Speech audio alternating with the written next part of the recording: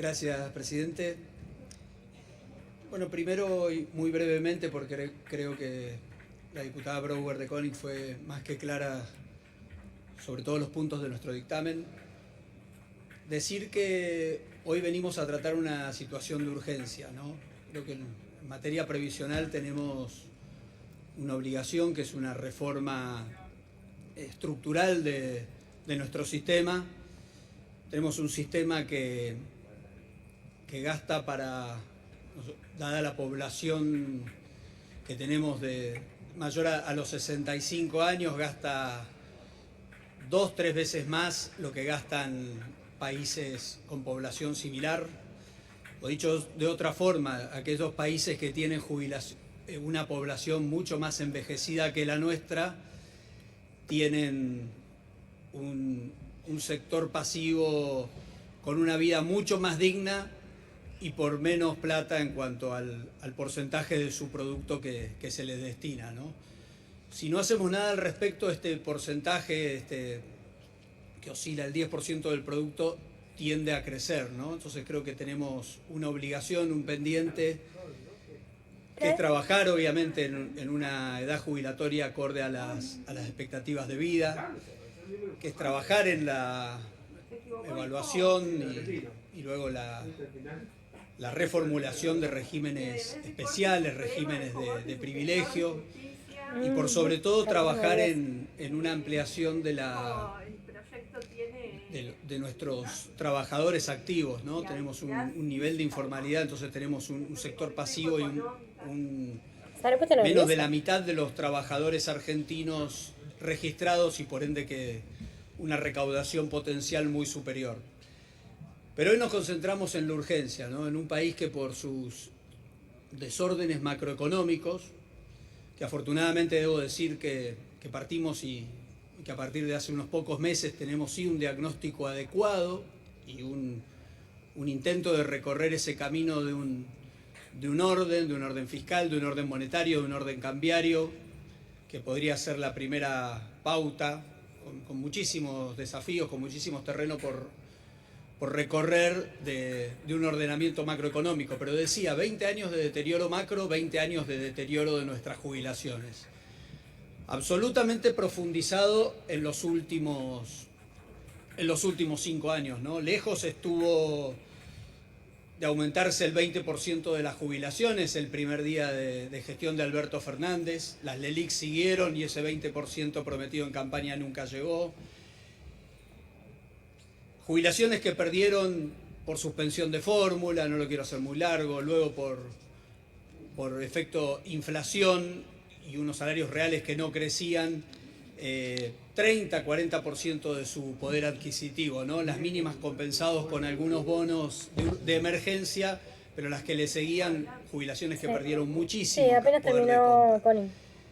Entonces nos propusimos metas que claramente no van a cambiar significativamente la realidad de los jubilados, por sobre todo la recomposición del 8.1, que era la inflación de diciembre y lo que el gobierno recompuso por DNU. Un mínimo, lo decía muy bien la diputada que me precedió en el uso de la palabra, vinculado a la canasta básica equivalente por adulto mayor, y una reparación en el mediano largo plazo a través de, si crece anualmente los salarios reales, si hay una recuperación de nuestra economía, bueno, ese diferencial del crecimiento del RIPTE por sobre la inflación, un 50%, siempre que la inflación sea positiva, recomponer las jubilaciones. Eso puede hacer que en el largo plazo no estemos en los valores de piso histórico, sino que procuremos una recomposición real de nuestras jubilaciones, de estar hoy en la peor situación, de estar a partir de diciembre del año pasado en la peor situación que se vivió. ¿Es suficiente? Decía, no va a cambiar significativamente la realidad de los jubilados. Ahora, es una zanahoria, que fue siempre el criterio que nos pusimos, que sea factible, que sea razonable, que sea responsable.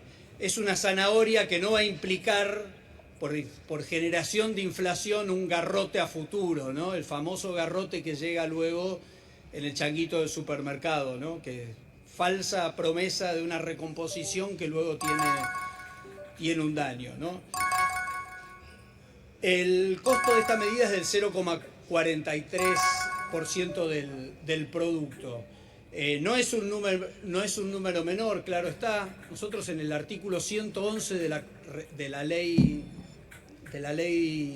del paquete fiscal que se trató junto con la ley de bases, se emplazó al gobierno a presentar el gasto tributario y medidas tendientes a esos beneficios impositivos a determinados sectores, a determinados privilegios. Bueno, un 2% de ese producto que podríamos tener de mayor recaudación entra 4 veces la propuesta, el proyecto presentado por nuestro bloque. El mismo presidente lo planteaba el otro día en uno de sus discursos, que en la desesperación, y obviamente que era entendible, pero voy a decir el textual, era entendible la desesperación. Argentina estaba al borde de una situación hiperinflacionaria. En la desesperación se nos fue un poco la mano. Bueno, en esa evaluación, y comparto absolutamente la necesidad de trabajar en el gasto, de trabajar en todo gasto ineficiente, tenemos una caída una disminución del gasto real del 30%, bueno, algo menos, en el primer cuatrimestre era del 28,5%.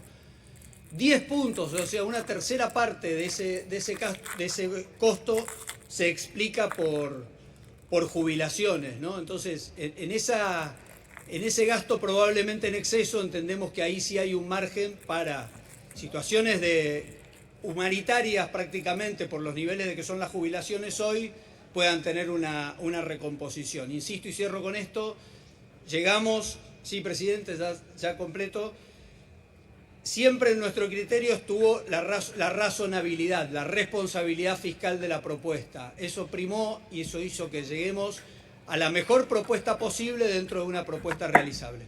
Gracias, presidente. A usted, diputado Neri, gracias.